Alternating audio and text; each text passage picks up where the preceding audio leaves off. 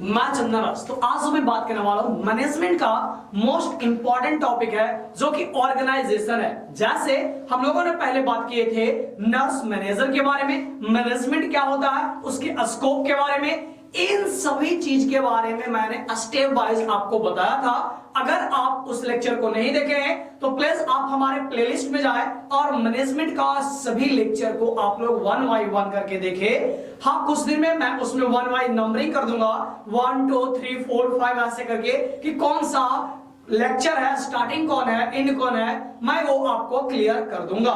तो सबसे पहले आज जानना है ऑर्गेनाइजेशन के बारे में कि सर ऑर्गेनाइजेशन होता क्या है, और दूसरा क्या जानेंगे बाबू कि जो ऑर्गेनाइजेशन है इसमें इसका यूज क्या है, पर्पस क्या है, इन सभी के बारे में और सबसे पहले इसके डिफिनीशन के बारे में जानेंगे।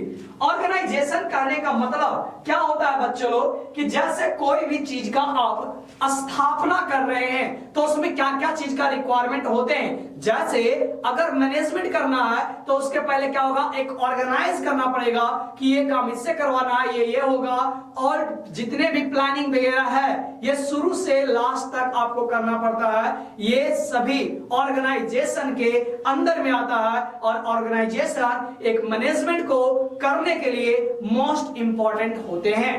तो चलिए आज इन सभी के बारे में हम बात करेंगे और आपको भी मजा आने वाला है। तो सबसे पहले बात करते हैं ऑर्गेनाइजेशन के बारे में। बोला गया organising is a basic function of management. It refers to the process of involving the identification and grouping of activity to perform, defining, establishing authority, responsibility and relationship। बोला गया कि ये जो ऑर्गेनाइजेशन है ये सबसे बेसिक फंक्शनल यूनिट है management का। ये एक ऐसा प्रोसेस है जिसमें या आइडेंटिफाई बताया जाता है या फिर जो ग्रुपिंग जो भी एक्टिविटी वगैरह है उसके बारे में करवाया जाता है और डिफाइन किया जाता है, बताया जाता है कि ये ऑथोरिटी इसके अंदर में है, ये काम ये करवाएगा। तो ये पूरे सभी के एक दूसरे को रिलेशनशिप के बारे में कि कौन किसका काम है, किसको क्या करना है, क्या हम लोगों को प्रोग्राम कर, क्या चीज हम लोग कर रहे हैं, इन सभी चीज के बारे में जो बताने का काम करता है ये आपका ऑर्गेनाइजेशन करता है कि ये चीज करवाना है। सेकंड अगर डिफिनेशन बोला जाए कि organisation is an important activity of management that involve designing the organizational structure। बोला गया कि ऑर्गेनाइजेशन क्या है, यह मोस्ट इंपॉर्टेंट फंक्शन है मैनेजमेंट का, क्योंकि यही आपको बताता है कि क्या काम करना है, कौन से स्टाफ क्या करेंगे, इन सभी और प्लस गोल के बारे में कि हम कैसे वे में एक मैनर में काम करेंगे कि हम उस गोल तक पहुंच सकते हैं। और companies activity are tightly integrated into the organizational structure। जो ऑर्गेनाइजेशन का जो स्ट्रक्चर होता है उस पे जितने भी स्टाफ मेंबर चाहे जो भी है वो सभी कोई एक्टिविटी एक दूसरे से जुड़ा हुआ होता है। समझ में आया? फिर से समझो ऑर्गेनाइजेशन क्या है सर। तो ऑर्गेनाइजेशन मैनेजमेंट का सबसे बेसिक और मोस्ट इंपॉर्टेंट फंक्शन है, क्योंकि ऑर्गेनाइजेशन है ये बताता है कि जो कंपनी में क्या क्या काम हो रहे, कौन किसको क्या करवाएगा, कैसे वर्क करना है, आपका गोल क्या है, ये सभी चीज जो एक दूसरे के बीच में जो रिलेशनशिप है इन सभी को बताने का काम कौन करता है, ऑर्गेनाइजेशन करता है। तो जब पता रहेगा तभी तो मैनेजमेंट सभी को काम करवाने का काम करेंगे। समझ में आ रहे हैं? ओके, तो सबसे पहले आप हमारे चैनल को सब्सक्राइब कर दे, बेल आइकन को ऑन कर दे और इस वीडियो को ज्यादा से ज्यादा शेयर करिए, क्योंकि मैनेजमेंट में सभी को दिक्कत होते हैं, आपको कोई भी दिक्कत नहीं होंगे जैसे आप अगर स्टार्टिंग से देख रहे होंगे तब। अब बात करते हैं बच्चों लोग, यहां से अब आपका आ गया डिफिनेशन कि सर अगर ऑर्गेनाइजेशन कहेंगे किसको, जैसे मैंने इंट्रोडक्शन में भी बताया, यहां पर बोला गया कि organising is the outline the activity of the people working in the company. कि ऑर्गेनाइजेशन क्या है कि आउटलाइन कर देता है कि कंपनी में ये पीपल का ये काम है और forming the developing approved relationship between the employees in the company. और यही है जो क्या करता है वो रिलेशनशिप कंपनी और वर्कर ये दोनों के बीच में रखने का कौन काम करता है? तो ये आपका ऑर्गेनाइजेशन करता है। ये आपके थियो हेमन के द्वारा ये डिफिनेशन दिया गया था। नेक्स्ट बात करते हैं कि an organisation is another association of individual develop to achieve the common goal of the enterprise. बोला गया कि ऑर्गेनाइजेशन एक ऐसा वे है जिसमें जो कॉमन गोल है उस चीज को पाने के लिए, अचीव करने के लिए ये इंटरप्राइज एक दूसरे को जोड़े, बॉन्डिंग रखने के लिए करवाता है। ये आपको कौन बोले थे? मूनी एंड रैली के द्वारा ऑर्गेनाइजेशन का ये डिफिनेशन बताया गया था। नेक्स्ट बोला गया कि management is the process of planning, organising, leading and control resources and efficient coordination of the people. जैसे हम लोग जाने थे कि मैनेजमेंट एक प्रोसेस है प्लानिंग का, ऑर्गेनाइजिंग, लीडिंग और कंट्रोलिंग रिसोर्सेज का एक स्पेसिफिक है गोल को प्राप्त करने के लिए, ऑब्जेक्टिव को प्राप्त करने के लिए। It involves effective and efficient coordination of people, resources, complete desired outcome। कि अगर कोई भी डिजायर वगैरह है, अगर उसको कंप्लीट करना है, उसको पाना है, तो आपको एक मैनेजमेंट के वे में पूरे प्लानिंग के साथ, ऑर्गेनाइजिंग के साथ में आपको इस चीज को करना पड़ेगा। और यहाँ पर बोला गया कि organising is the course of action involve the pooling and delegating the work, resource and authority among the employees to help them achieve organizational aims। अब बच्चों जैसे कोई भी कंपनी में अगर वर्क कर रहे हैं तो एक कंपनी का मोटिव होता है कि जो हमारा प्रोडक्ट्स है ये मार्केट में सबसे ज्यादा सेल हो। तो ये जब ऑर्गेनाइजेशन जब वो काम नहीं करवाएगा, जब वो बताएगा नहीं कि किस तरह का प्रोडक्ट बनाना है, कैसे कितना इंप्लीमेंट करना है और किसका क्या काम है, तो अगर ये पूरी तरह से ऑर्गेनाइज ही नहीं रहेगा कि किसका क्या काम है, तो क्या वो कंपनी ग्रो कर पाएगा? नहीं कर पाएगा। तो वही बोला गया कि ऑर्गेनाइजेशन या मैनेजमेंट का सबसे फंक्शनल और मोस्ट इंपॉर्टेंट वर्क है। अब नेक्स्ट आगे की ओर अगर बात किया जाए बच्चों कि जो ऑर्गेनाइजेशन है इसका गोल क्या क्या है, कि ऑर्गेनाइजेशन का गोल के बारे में यहां पर बताया गया है कि achievement of organisation goal focus on the primarily and achieving individual goal rather than the overall goal. बोला गया कि जो ऑर्गेनाइजेशन है ये अचीवमेंट को, कोई भी ऑर्गेनाइजेशन का जो गोल है उस पे यह फोकस करता है, चाहे वो इंडिविजुअल गोल हो या फिर ओवरऑल सभी का गोल हो, लेकिन कंपनी के गोल को ऊपर में अचीव करने के लिए, उस पे फोकस करने के लिए ये ऑर्गेनाइजेशन का काम है। सेकंड क्या है? Maximise the usages of resources such as the personal and material necessary for the proper functioning of the organisation. कि कौन सा मटेरियल का कितना यूज है और कहां करना है, इसको जो काम करवाने का जो चीज है ये किसका है? वो ऑर्गेनाइजेशन का है। कि ये रिसोर्सेज का किस तरह से, मटेरियल का किस तरह से, पर्सन का काम करवाना है, यूज करवाना है, जिसके बारे में ये कौन करवाता है? Organisation. Third number, perform the administrative activities such as planning, organising, staffing and direction. कि जो ऑर्गेनाइजेशन है इसका ही काम होता है कि क्या प्लानिंग करना है, ऑर्गेनाइजेशन कैसे करना है, स्टाफ किसको रखना है, किस वे में काम करवाना है, कोऑर्डिनेटिंग एंड रिपोर्टिंग, बजटिंग, कितना का बजट बनेगा, कौन चीज है ये प्रॉपर ऑर्गेनाइजेशन है, ऑर्गेनाइज हो रहा है या नहीं हो रहा है, इन सभी के बारे में जो काम है ये किसका रहता है? वो ऑर्गेनाइजेशन का रहता है। नेक्स्ट बात करते हैं, contribute to the growth and diversity necessary to the prosperity of any organization, facilitate the deliver of each of the carried goods। बोला गया कि ये कंट्रीब्यूट करता है कोई भी कंपनी वगैरह ऑर्गेनाइजेशन को ग्रोथ करने में और उसका क्या जरूरतें हैं उसको फिल करने में, ये आपका ऑर्गेनाइजेशन ही काम करता है। और लास्ट वन बोला गया कि the current concept of the each and every organisation to maintain good human relationship in the work environment. कि ये जो ऑर्गेनाइजेशन है ये कंपनी में गुड इन्वायरमेंट को क्रिएट करने में हेल्प करता है एक दूसरे को बीच में। जैसे अगर किसी को ये काम दिया गया तो काम को वही करेंगे, ऐसा नहीं है कि वो बोले हम नहीं करेंगे ये वो करेगा, ऐसा कुछ नहीं है। ऑर्गेनाइजेशन जो जिसका वर्क बांट दिया वो करने को बोला तो उस चीज को आपको फॉलो करना पड़ेगा। ये आपका ऑर्गेनाइजेशन का क्या है बाबू, गोल है। समझ में आया बच्चे लोग? नहीं आया? समझ में आया ना? चलिए अब तो बात करते हैं कैरेक्टरिस्टिक के बारे में कि सर जो आपका ऑर्गेनाइजेशन है उसका क्या क्या कैरेक्टरिस्टिक होना चाहिए, जिसके बारे में बात करेंगे। सबसे पहला बोला गया कि जो ऑर्गेनाइजेशन है उसका फ्लोइंग कैरेक्टरिस्टिक होता है, सबसे main and important division of labour, कि जो आपके वर्कर है उसका डिवाइड करना कि ये यहां काम करेंगे ये यहां काम करेंगे।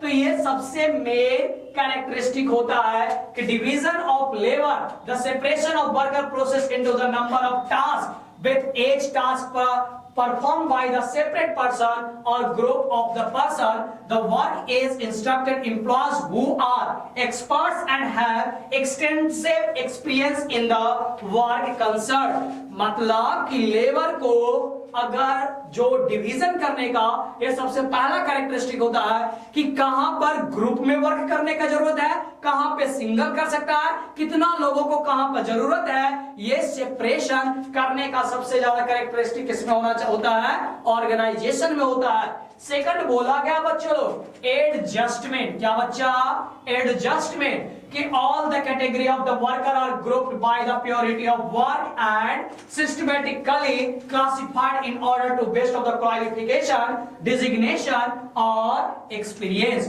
बोला गया कि एडजस्टमेंट, जैसे एक ऐसा एम्प्लॉय है जो पहले से वर्क कर रहा है और उसके पास में डिग्री नहीं है, एक ऐसे है जिनके पास में क्वालिफिकेशन अच्छा है वो न्यू है, तो उनके बीच में एक गैपिंग, एक दोनों के बीच में जो रिस्पेक्ट है ये होना चाहिए। और दोनों को ये जो मैनेज करने का जो कैरेक्टरिस्टिक है, जो करवाने का काम है, ये ऑर्गेनाइजेशन के अंदर में होता है कि कौन आपके सुपीरियर है, कौन आपके इंफीरियर है, किनको आपको फॉलो करना है और किनको आपको काम करवाना है। इन सभी का जो तात्पर्य है एडजस्टमेंट करवाने का, यह एक ऑर्गेनाइजेशन के अंदर में आता है। नेक्स्ट बात क्या गया, गोल्स के बारे में बोला गया all goals are there for different for the each employee category for every to the work properly achieve organisation goal. बोला गया कि जैसे गोल के बारे में कि जैसे जितने भी एम्प्लॉयज है सभी का वर्क और फंक्शन क्या है बाबू, अलग अलग है, लेकिन सबका गोल क्या होना चाहिए कि जो कंपनी है उसका क्या हो, बढ़ोतरी हो, उसका ग्रोथ बढ़े। तो इस चीज को, उसको गोल को या तो इंडिविजुअल या तो ग्रुप में उन सभी को ध्यान रखवाने का काम कौन करता है, एक ऑर्गेनाइजेशन ही करते हैं। समझ में आया? नेक्स्ट बात करते हैं फोर्थ नंबर में कि ऑथोरिटी एंड रिस्पांसिबिलिटी स्ट्रक्चर, कि leadership and leadership task are each of the level organisation are clearly defined and depending on the category of work responsibility. बोला गया, अभी मैंने बताया था कि बाबू ऑथोरिटी एंड रिस्पांसिबिलिटी कि किसके अंदर में आपको काम करना है, किससे करवाना है, ये सभी जो कैरेक्टरिस्टिक देने का जो खासियत है ये आपको ऑर्गेनाइजेशन प्रोवाइड करवाते हैं। तो समझ में आ गया कैरेक्टरिस्टिक के बारे में। कैरेक्टरिस्टिक में सबसे पहले लेबर को डिवीजन करवाना, दूसरा एडजस्टमेंट, तीसरा गोल, चाहे वो ग्रुप में हो चाहे वो सिंगल हो, या फिर ऑथोरिटी एंड रिस्पांसिबिलिटी स्ट्रक्चर कि किसका क्या कार्य है, इन सभी का आपको फोकस करना है।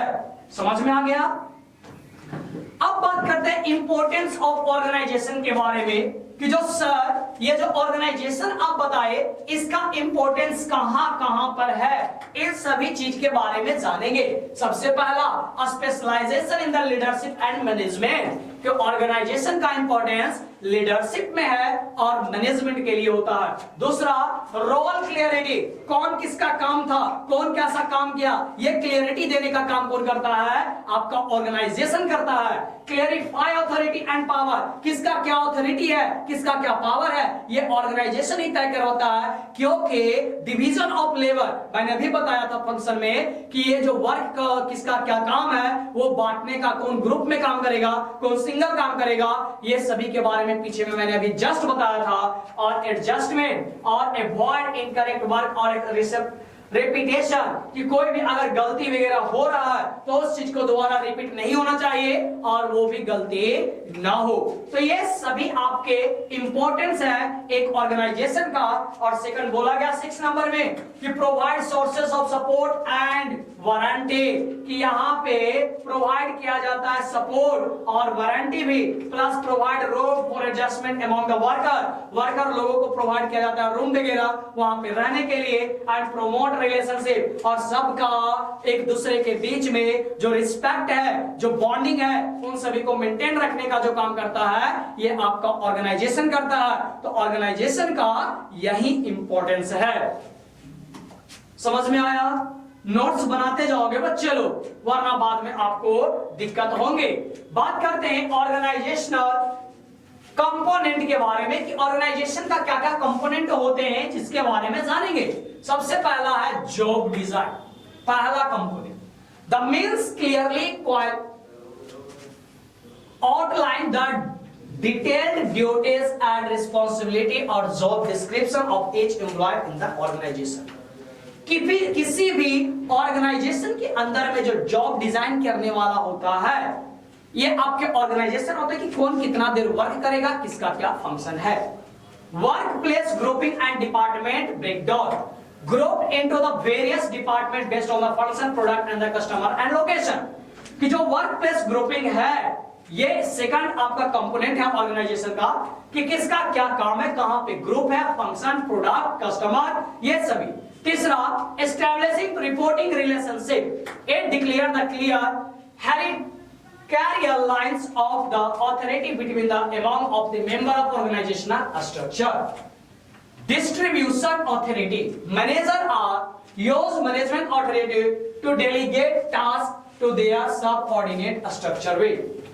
कि जो मैनेजमेंट है वो कोई भी टास्क को, कोई भी कार्य को, वो जितने भी मेंबर है उन सभी का वर्क का बांटने का काम करते हैं। तो ये थर्ड आपका क्या है, कंपोनेंट है, फोर्थ है। और फिफ्थ नंबर में activity coordination, effective coordination of the activity result the effective collaboration between the department and their work.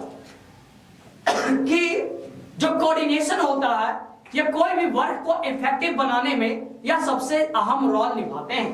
तो ये जो एक्टिविटी कोऑर्डिनेशन है, ये आपके ऑर्गेनाइजेशन कंपोनेंट का थर्ड नंबर ये आपका कंपोनेंट्स है। और last, separation between position, this means that there are different position within the company. It describe the direct chain authority and commands declared based line of title to achieve organisational goal. बोला गया कि separation, जो भी positions है, different position जो company में रहते हैं, वो ऑथोरिटी के चेन से जुड़ा हुआ रहता है कि ये आपके मैनेजर है, ये सब मैनेजर है, ये अकाउंटेंट कर देंगे, ये संभालेंगे। तो एक सभी एक वे में लिंक्ड रहता है जो कि कोई भी ऑर्गेनाइजेशन का गोल को अचीव करने में हेल्प करता है। समझ में आया? तो ये आपके 5 कंपोनेंट्स थे। सबसे पहला जॉब डिजाइन, दूसरा वर्क प्लेस ग्रुपिंग या फिर departmental breakdown, fourth is third number establishing reporting relationship, fourth number distribution authority and fifth number activity coordination and sixth number बोला गया सेपरेशन बिटवीन पोजीशन। तो ये सभी आपके कंपोनेंट्स थे ऑर्गेनाइजेशन का। अब सबसे इंपॉर्टेंट जो हर एक बार क्वेश्चन में आते हैं कि sir what is the steps in the process of organisation, कि ऑर्गेनाइजेशन को प्रोसेस करने के लिए कौन कौन से स्टेप्स होते हैं जिसके बारे में बात किया गया है। तो इन सभी को जानना मोस्ट इंपॉर्टेंट होता है क्योंकि एग्जाम में ये क्वेश्चन ऑलवेज आते हैं। सबसे पहला, work division based on the category and experience, कि ऑर्गेनाइजेशन प्रोसेस करने के लिए सबसे पहले यह क्लियर करना है कि उसका वर्क क्या है, उसके क्वालिटी के आधार पे, उसके डिग्री के आधार पे और उसके वर्क के आधार पे सबसे पहले डिवाइड करेंगे। Second, grouping the task into department, के ग्रुपिंग में जो टास्क है डिपार्टमेंट में उन सभी को बताना। असाइनमेंट ऑफ टास्क क्या है, experience of managerial authority and responsibility, कि क्या एक्सपीरियंस है और ऑथोरिटी और रिस्पॉन्सिबिलिटी क्या है, इन सभी को देखना पड़ेगा। Fifth number, establishing administrative right and duties, कि सबसे पहला एस्टेब्लिश करना पड़ेगा कि जो राइट्स उसका हक क्या है और ड्यूटीज के बारे में। इफेक्टिव कम्युनिकेशन, बात करने का जो तरीका, और lastly coordinating activity organisational step, कि जो ऑर्गेनाइजेशन के वर्क करने के लिए क्या क्या कोऑर्डिनेशन होना चाहिए, ये सभी आपके इंपॉर्टेंट है स्टेप्स ऑफ ऑर्गेनाइजेशन के अंदर में। समझ में आया? नेक्स्ट अब बात करेंगे कि इंपॉर्टेंट ऑर्गेनाइजेशनल फंक्शन के बारे में, कि सर ऑर्गेनाइजेशन का सबसे इंपॉर्टेंट फंक्शन क्या है, जिसके बारे में जानेंगे। कंट्रीब्यूट द प्रोफेशनलाइजेशन एक्टिविटी, कि ये प्रोफेशनलाइजेशनल एक्टिविटी यानी कहने का मतलब एक प्रॉपर वे में काम करवाने का ये कंट्रीब्यूट करवाते हैं। Well defined task help assign the right peoples to the right task, ये डिफाइन बता देता है कि कौन सा पर्सन किस काम को कर सकता है क्लियर वे में, ये आपको वेल डिफाइन करता है। Clarity is required to all level of the work organisation, ये क्लियर कर देता है कि कौन सा ऑर्गेनाइजेशन के लिए क्या वर्क है और कैसे करवाना है, ये बता देता है। कोऑर्डिनेशन, कैसे एक दूसरे से ऑल लेवल में जोड़कर काम करवाने का। इफेक्टिव मैनेजमेंट, किसी को कोई दिक्कत ना हो, ये आपके करवाने का काम करता क्या है, ये आपके ऑर्गेनाइजेशनल फंक्शन के इंपॉर्टेंट फंक्शन है। समझ में आ गया? या कोई दिक्कत है तो बच्चों लोग कमेंट करो, वीडियो को शेयर करो, ताकि ज्यादा से ज्यादा हम मोटिवेट हो और आपके लिए एकदम एनर्जेटिक वे में वीडियो लाए। समझ में आया? तो चलिए आगे की ओर मूव करते हैं। अब कुछ प्रिंसिपल है जिसके बारे में जानेंगे कि किसके आधार पे ऑर्गेनाइजेशन है। ये प्रिंसिपल कोई कंसेप्ट पे या बेस्ड है जिसके बारे में जानेंगे। सबसे पहला principle, goal. Everyone should contribute the achievement of their own goal, सभी कोई को अपना अपना गोल ये है, ये जरूरी होता है। तो ये प्रिंसिपल उसी पे ऑर्गेनाइजेशन का बेस्ड होता है, गोल्स पे, कि अगर हम ये ऑर्गेनाइज कर रहे हैं तो हमें ये चीज मिलना चाहिए। Professionalism, the task is perform job with due consideration of knowledge, experience और स्किल। जो प्रिंसिपल रहता है ऑर्गेनाइजेशन का कि प्रोफेशनलिज्म होना चाहिए, जो भी एक्टिविटी करवा रहे हैं ये एक वेल मैनर में होना चाहिए, क्वालिटी दिखना चाहिए। तो ये सभी आपके प्रोफेशनलिज्म पे। Coordination, promote harmonious working involvement within the organisation, organisation के अंदर में कोऑर्डिनेशन दिखना चाहिए। ये नहीं कि अगर आपस में दोनों का लड़ाई है तो पता चले कि आगे के एक्टिविटी काम में वो गलती कर दे, जिसके कारण से किसको दिक्कत हो जाएगा, ऑर्गेनाइजेशन को। समझ में आया? सेकंड, ऑथोरिटी एंड रिस्पॉन्सिबिलिटी, कि ये बताता है कि किसका क्या रिस्पॉन्सिबिलिटी है, किसके अंदर में क्या वर्क करवाना है। तो ये सभी को, तो इस पे प्रिंसिपल पे भी काम करता है। Delegation of authority, distribution of control and, जो मैंने भी बताया, command unit, a single commander of the administrative authority necessary to direct all the forces, कि जो भी काम वगैरह है, ऑब्जेक्टिव वगैरह है, उसके लिए जो कमांड्स होना ये मोस्ट इंपोर्टेंट होता है। Scalar chain of all supervising to the highest level to lowest, कि ये जो स्केलर चेन करने का मतलब कि एक नीचे से ऊपर तक, यानी इसके ऊपर ये देखने वाला, इसके ऊपर ये देखने वाला, यानी ऊपर से नीचे और नीचे से ऊपर एक चेन में जुड़ा हुआ होना चाहिए। समझ में आया? ओके बच्चे लोग, तो आपको ये कैसा लगा ऑर्गेनाइजेशन लेक्चर, कमेंट करके जरूर बताइएगा। हमारे लेक्चर को ज्यादा से ज्यादा शेयर करें, सब्सक्राइब करें, क्योंकि मैं जो भी आपको टॉपिक्स का कंटेंट देता हूं ये मोस्ट इंपोर्टेंट आपके एग्जाम व्यू से भी रहते हैं, और आप जितने भी हायर जो लेक्चर का जो एप्लीकेशन आप यूज करते हैं उन सभी से बेस्ट आपको कोऑर्डिनेट करके मैं लेक्चर कंटेंट देता हूं। तो इसलिए इस वीडियो को ज्यादा से ज्यादा शेयर करें, हमारे चैनल को सब्सक्राइब करें और बेल आइकन को ऑन करना ना भूलें। Thank you so much. Next lecture को जरूर देखना ना भूलिएगा, और प्लेलिस्ट में जाए, मैनेजमेंट का बहुत सारे लेक्चर बने हुए। Thank you so much.